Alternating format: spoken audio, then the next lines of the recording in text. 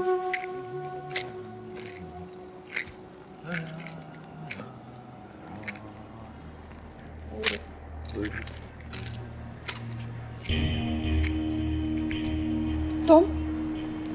Mummy, तुम यहाँ क्या कर रहे हो? यार, कुत्ते पालना मेरा क्रेज है और उस शौक को पूरा करते करते उनकी कुछ खसलतें मुझ में भी डेवलप हो गई। तो अब मैं वो सुनते सुनते एग्जैक्टली वहीं पहुंच जाता हूं जहां मुझे होना चाहिए, बशर्ते ये कि शख्सियत मेरी पसंदीदा हो। आई एम रियली सॉरी यार, तुम्हारे लिए मैंने बू का वर्ड यूज कर दिया। तुम्हारे लिए तो खुशबू बनता है, राइट? ये सब तो ही मेरी बात है। तुम ये बताओ, मैंने सुना है कि इर्तिजा से निकाह करने वाली, इज दैट राइट? तुम तो जानते हो ना कि सदाम अंकल मेरे डैड के बहुत अच्छे फ्रेंड हैं, तो उन लोगों ने रिश्ता भेजा, मेरे पेरेंट्स ने हाँ कह दी। बस इतनी सी बात और सब कुछ तय हो गया, रिश्ता भी फिक्स हो गया, डेट हो गई। बड़ी सरप्राइजिंग है। वैसे ये इर्तिजा में कोई खास इंटरेस्ट तो नहीं है तुम्हें, राइट? मुझे देर हो रही है, मैं इतनी भी देर नहीं हो रही है, और अगर देर हो भी गई है तो क्या हुआ, रास्ता बदला भी जा सकता। सब कुछ करने को तैयार थी तुम मेरे लिए, सब कुछ। वो वक्त बदल चुका है नोमी। वक्त तो जा चुका है, राइट, लेकिन नोमी अभी इतना बुढ़ा नहीं हुआ कि उसकी याददाश्त खो जाए। और मैं तो अब भी तुम्हारी स्वीट यादों के सहारे ही जी रहा हूँ। अच्छा listen, seriously, on serious note, मैं तुम्हारे अलावा आज तक किसी के लिए सीरियस नहीं हूँ, और तुम कहो तो मैं अभी इसी वक्त तुमसे शादी करने को तैयार हूँ। After all we have been such good friends, एक दूसरे को समझते हैं और एक दूसरे के राजों से भी तो वाकिफ हैं।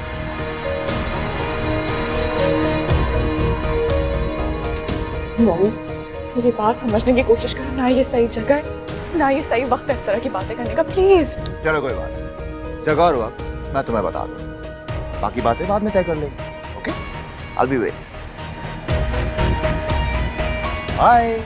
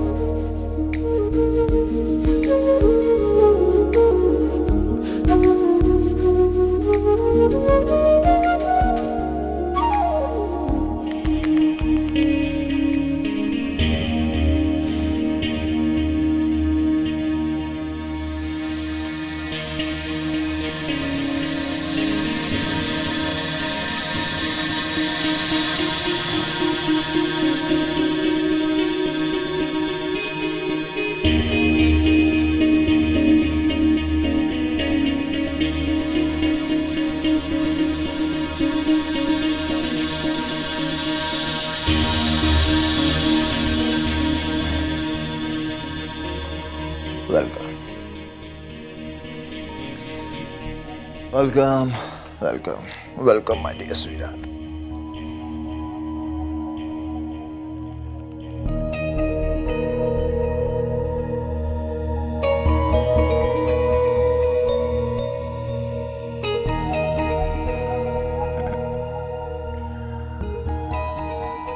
इतनी दूरी?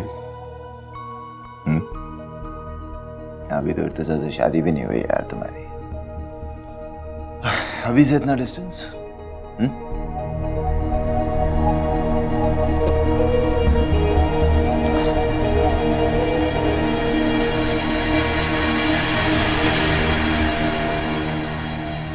इर्तिजा, तुम्हारे गले का हार क्या बना? नोमी कैक्टस हो गया? हाँ, कांटे हो गए मुझ में। नोमी, मैं तुम्हारे हाथ छोड़कर माफी मांगती हूँ। मैं तुम्हारे पैर पड़ रही हूँ। प्लीज तुम्हें हमारी परसों की दोस्ती का वास्ता मुझे सुकून से इर्तिजा की जिंदगी में शामिल होने दो। तुम्हें हमारी बरसों पुरानी दोस्ती का वास्ता। हाँ, सब भूल जाओ। जो कुछ हमारे बीच में हुआ था ना, उसे भूल जाओ प्लीज। मैं जानती हूँ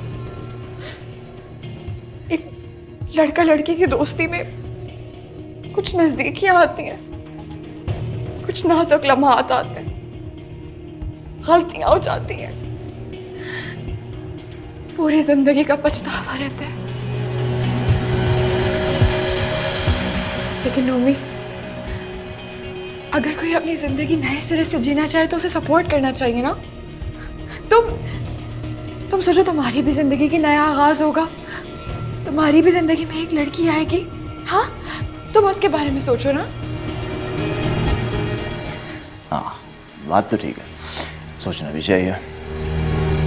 सोचते हैं, उस बारे में तो सोच सकते हैं, लेकिन मेरे एक सवाल का जवाब दो।